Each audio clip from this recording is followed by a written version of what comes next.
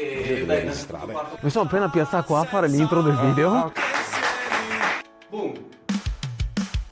Sarrazzoli, con questo sfondo così patriottico, diciamo, facciata del municipio di Villaga. Siamo qui in vesti civili, non niente in bici, perché di solito per di qua ci veniamo attraverso boschi, ma questa sera siamo qui per un evento abbastanza particolare, un evento che si chiama Eco Connessioni, organizzata dai Fuori Rotta e dai Vado Experience. Saremo qui per rappresentare lo Sagra Trail, ma soprattutto per parlare del Diario dei Boschi. Adesso vado a cercare l'ingresso perché non l'ho ancora trovato e ci vediamo dopo.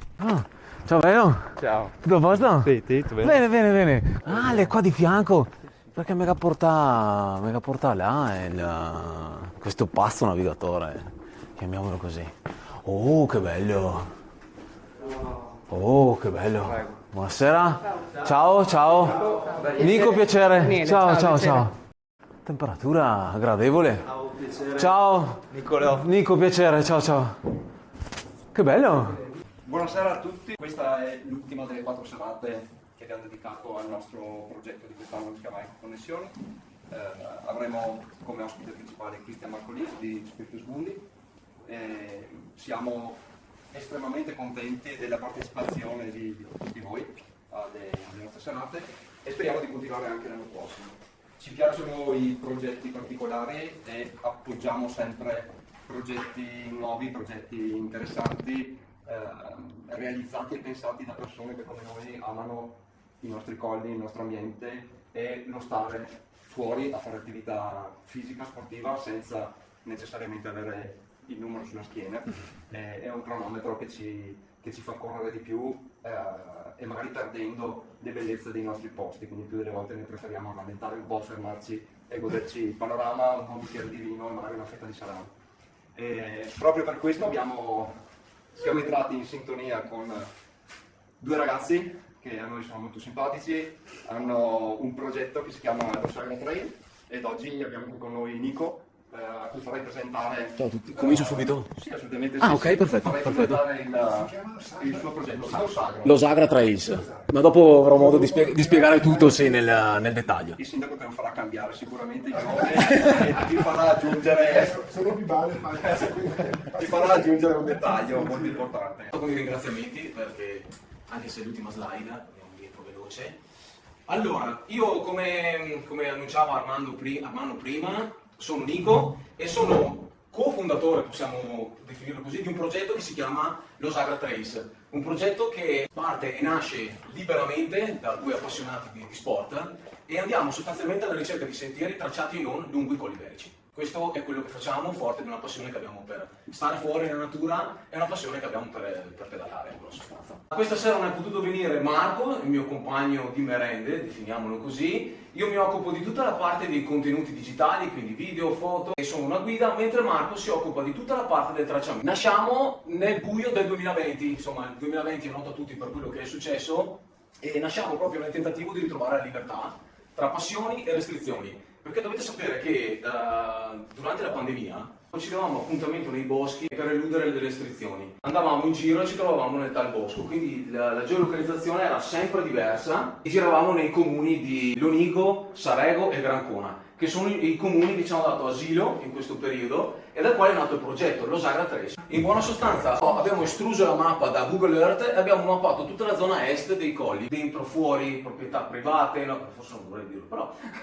proprietà, insomma, sentieri avanti e indietro, e ho detto facciamo un primo passo che è condividere quello che abbiamo fatto e abbiamo messo tutto su Komoot per il semplice fatto che noi non abbiamo mai usato app di tracciamento e quant'altro, perché appunto veniamo da un ciclismo abbastanza recente, quindi la bici è sempre stata un po' una passione, però io vengo dagli sport invernali, Marco viene dal mondo dei motori e non conoscevamo queste robe qua e quindi ho detto proviamo a mettere lì così qualcuno trova i nostri stessi sentieri. Komoot è andata molto bene, stiamo parlando di fama internazionale, cioè proprio roba piccolina.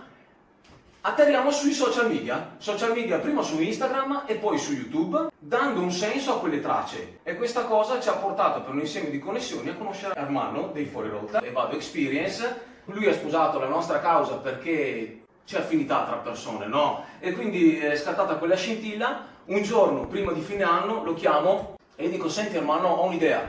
Hai presente quei diari che trovi quando vai in montagna, in una malga, no? Che siano tutti poeti in alta quota, perché non portarlo nei colli? Gli ho mandato un video di quello che ho fatto, lui me l'ha rilanciata, ho detto, sai che potrebbe essere un sistema per tracciare e per capire quante persone trafficano i nostri sentieri, mountain biker, trail runner e quant'altro, perché magari potrebbe essere un servizio comune per i comuni, no? Dei colli iberici. Quindi, via! Parte il diario dei boschi. Questa cassettina che vedete rappresentata qui in prova tangibile, all'interno c'è un opuscolo con delle istruzioni, dei QR code che portano ai nostri social network, un diario, una matita e una bomba, niente di più semplice. Io comincio a segare arti, pezzi di legno, supervisionato da mio suocero, perché nulla si muove senza che mio suocero lo veda. Attacchiamo la prima cassettina al Monte Crearo, Lonigo, ci andiamo di sera, ma non per fare i furbi, semplicemente perché è l'unico momento che abbiamo trovato post lavoro, ok, per andare. Andiamo, attacchiamo e boom! Dopo 2 mesi, siamo a febbraio, abbiamo l'agendina con 15 pagine riempite di messaggi di chi si sente ispirato dal momento, chi passa per allenarsi per l'Ultra Bericus e ci lascia un messaggio, chi ci dice che generiamo felicità e chi sposa questa causa. Ecco, questo è un po' quello che è successo negli ultimi 4-5 mesi, hermano, tra una roba e l'altra, frutto di messaggi, video mandati su WhatsApp e quant'altro, niente di mai fatto niente insieme, tutto gestito da remoto, diciamo. E prossimo passo sarà comunicare agli utenti di lasciare una sigla, trail runner, mountain biker, gravel biker, trekker, che sono le sigle che diremo agli utenti di scrivere dopo il loro messaggio se avranno voglia di farlo. Questo è quello che è successo negli ultimi 5 anni, ma nello specifico negli ultimi 5 mesi. Abbiamo aperto un profilo Linktree, che è una sorta di sito web, dove trovate il centro delle nostre attività, le mappe per raggiungere le cassettine perché sono tutte geolocalizzate, le foto, quindi ogni tanto faccio ronda, screenshot le foto del diario e le carico qui, che sono fruibili, se qualcuno vuole venire a trovarci, vuole fare un giro in bici con noi, insomma, siamo aperti a tutto. Grazie, perdetevi, esplorate e mi raccomando sempre.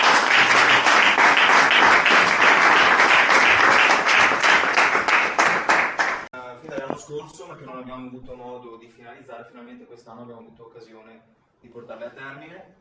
Erano pensate come delle serate per creare appunto delle connessioni sul far riflettere su tutte quante quelle dinamiche di cui purtroppo si parla sempre troppo poco. Nella prima serata abbiamo avuto Jessica Peruzzo, per naturalisti vicentini, abbiamo parlato delle specie a rischio nel Vicentino. La seconda serata, che è stata molto dibattuta, abbiamo avuto Giancarlo Ferron. Abbiamo parlato del ritorno del lupo nel Vicentino, ma anche del rapporto con gli orsi in Trentino. Serata molto dibattuta.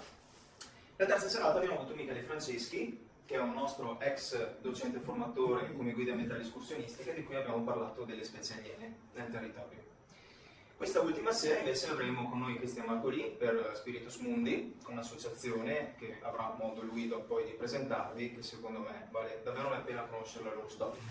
Per quanto riguarda Evado Experience nasce sempre dalla necessità di creare connessioni, perché è nata proprio così. Siamo un gruppo di guide, in primis, ma siamo anche degli ottimi amici, ok? Con Evado subito l'idea era di valorizzare appunto il nostro territorio, i nostri colli che sono anche la nostra casa, siamo cresciuti qui. Però poi giustamente il territorio è molto vasto e la voglia di esplorare non è mai mancata e quindi ci siamo ritrovati ad accompagnare non solo nei posti di casa, quali possono essere magari i colli iberici o eugani, ma anche ad organizzare escursioni nelle Dolomiti. E quest'estate, dato che abbiamo un nostro socio che è anche il rifugista del rifugio Sole del Sas, sabato 9 e domenica 10 agosto faremo 1 o 2 giorni appunto sulle Dolomiti bellunesi. Sarà una serata molto particolare perché in occasione di sabato 9 ci sarà la luna piena, mentre domenica 10 agosto ci sono le stelle cadenti. Per l'occasione è stato chiamato anche un astronomo che durante la sera ci guiderà nell'osservazione del cielo. Ok, quindi sarà un weekend proprio immerso fra la magia delle Dolomiti bellunesi. Per chi non ha mai avuto occasione di visitare il rifugio Sole al Sasso, un rifugio molto piccolo, molto accogliente, incastonato in un piccolo angolo di Paradiso. La prima volta che l'ho visto mi sembrava più una baita fuori dal mondo, con le Dolomiti sullo sfondo. È veramente un paesaggio che merita la pena, un posto che dà serenità al primo sguardo. Poi abbiamo in programma anche un qualcosa di un po' più wild con le tende. Lagorai Experience sarà un giro sempre di 2 giorni, un piccolo anello in Lagorai, pensato appunto per chi vuole vivere la natura in maniera un po' più autentica. E diciamo che questo trekking, non vi spoilerò dove sarà, perché la nostra intenzione è quello di portarvi nei sentieri meno battuti, insomma. Diciamo che fino a qualche anno fa il Lagorai era poco conosciuto, negli ultimi tempi è fin troppo affollato, specie nella Translagorai, che è il trekking che attraversa tutta la catena montuosa. La nostra idea e la nostra filosofia come Vado Experience è proprio quella di far vivere delle emozioni alle persone che accompagniamo. Ed è proprio questa la filosofia che accompagna ogni nostro trekking, anche quando ci troviamo ad accompagnare magari in sentieri un po' più conosciuti, ma noi siamo particolarmente conosciuti per le escursioni che ogni estate proponiamo sulla strada delle 52 gallerie del Pasubio, perché le facciamo al tramonto, quindi non c'è affluenza, ci ritroviamo a narrare la storia delle 52 gallerie in un contesto che solitamente non viene vissuto. Si è abituati ad un percorso meraviglioso, però fatto di giorno, dove spesso c'è tantissima folla che lo percorre. Vi posso garantire, e qui con noi in sala c'è l'altra guida che come me accompagna le 52 gallerie del Pasubio, che fatto al tramonto è tutta un'altra cosa. Escono gli animali, le luci sono davvero incredibili e le persone si portano sempre a casa qualcosa. Non mi sono preparato una presentazione fantastica come i colleghi di Losagra, però date pazienza. Questi sono un po' i colori che ci sono a una certa ora del giorno. Qui siamo in procinto del tramonto e le foto parlano da sole. Eccole qua. Sono tutti di sabato ovviamente, perché partiamo sempre al sabato sera, in modo che, specialmente d'estate, si rientra sempre a mezzanotte e mezza, in modo che poi sia la domenica un po' per recuperare. Le date sono 31 maggio, 21 giugno, 5 luglio, 26 luglio, il 23 agosto, il 5 settembre e l'ultima sarà il 4 ottobre, quindi quest'anno siamo riusciti a incrementare appunto e portare a 7. Abbiamo anche altri trekking che sono ancora in progettazione e alcuni di essi verranno guidati dal nostro Daniele. E che dire, basta, vi ho rubato fin troppo tempo, sia voi anche il nostro ospite principale della serata, quindi io vi ringrazio. Quegli antichi boschi che voi vedete qua, che erano fatti soprattutto di querce, di carpi qua in Veneto, sono stati spazzati via. L'esempio ancora rimane nella toponomastica, perché se voi andate a vedere l'etico di tanti nomi, per esempio Daniele siamo a Legnaro, il nome Legnaro, principale, deriva da legno, okay? Ma adesso vi cito un po' di quelli di Padova perché li ricordo, ma a Vicenza è pieno lo stesso. Cioè, tutti i nomi che hanno a che fare con ronchi, roncaglie, roncade, ronchi del volo, deriva da runcare, che è la relazione del disboscamento fatta dagli antichi, che precedeva la centuriazione per poi edificare, no? Dalla quale deriva anche il nome roncola, e roncola la trezza uncino che serve a disboscare.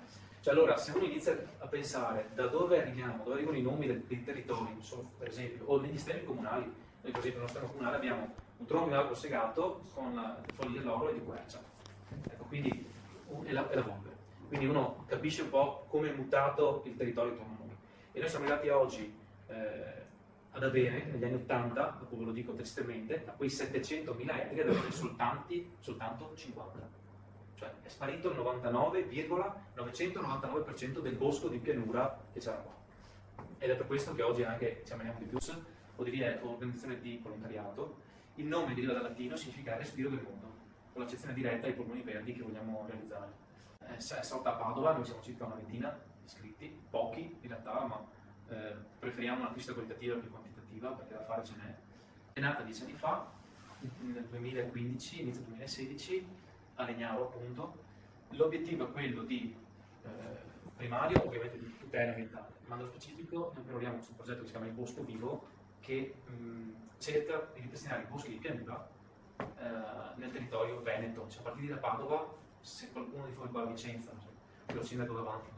Se ci fossero dei comuni che avessero dei terreni pubblici non utilizzati, è un appello che vi faccio, sappiate che volendo insomma, potremmo mettere i ferri in acqua per cercare insieme di costruire un progetto di imboschimento qua.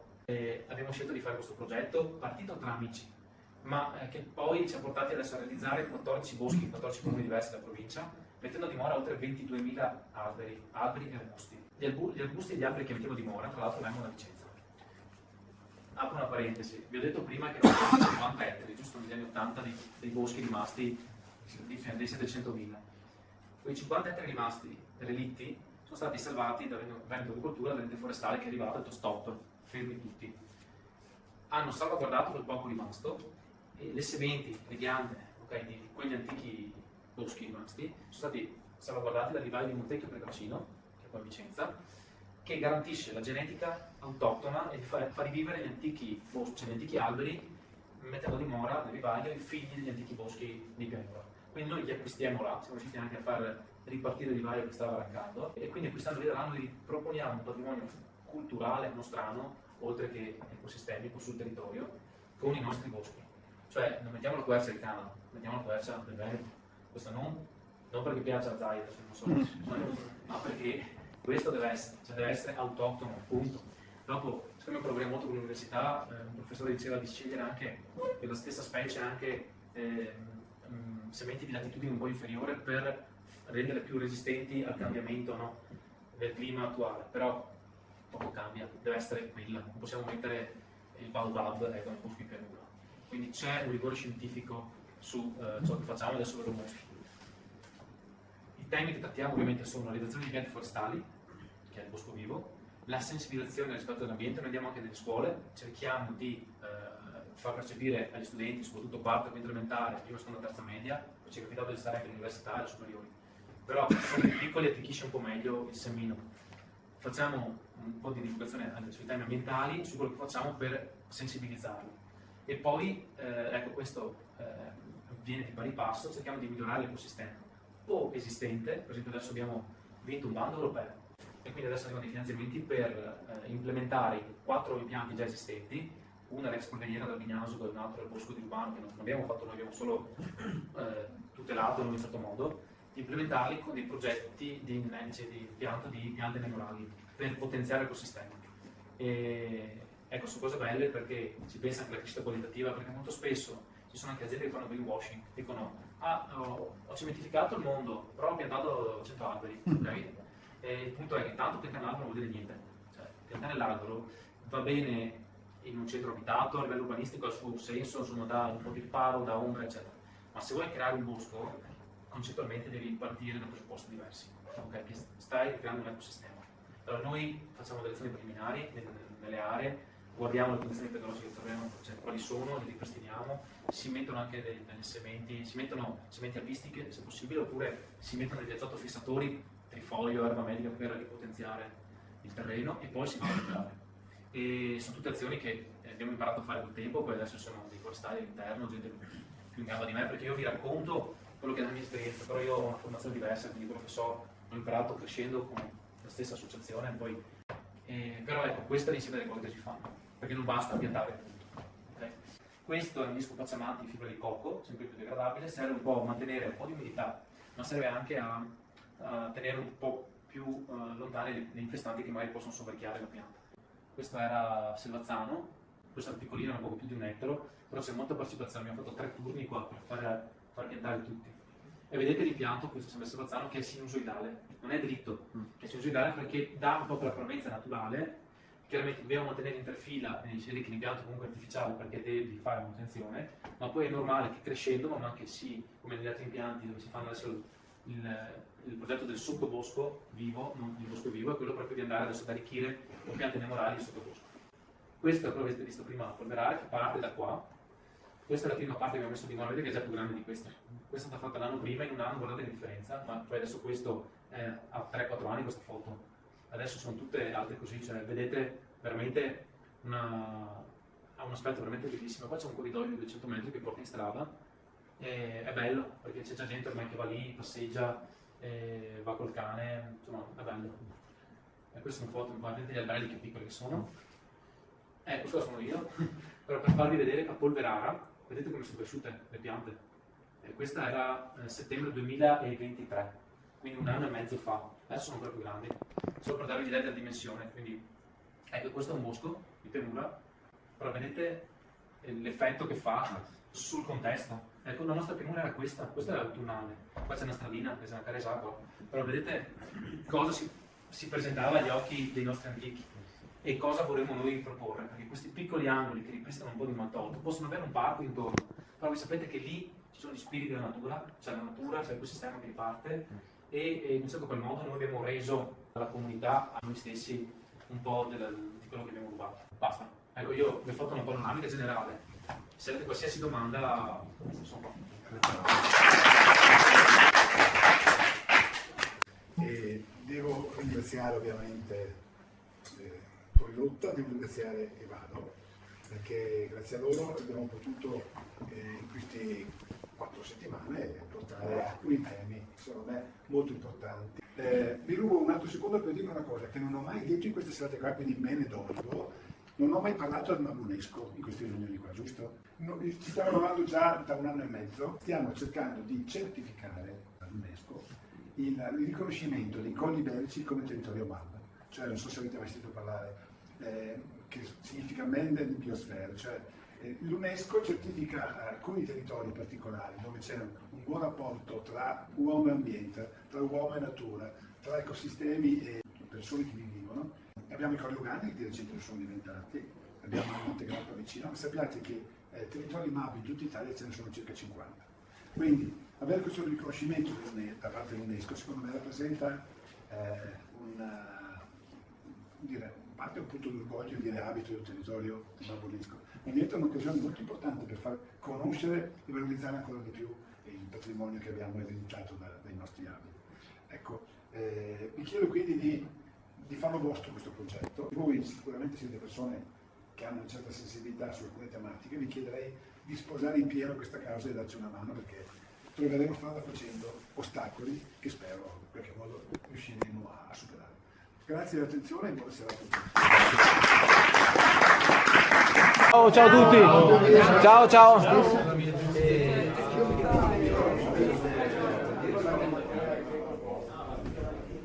Che serata. Ci vorrebbero più eventi di questo tipo. Qui da Villaga è tutto. Ecco, connessioni. Bye.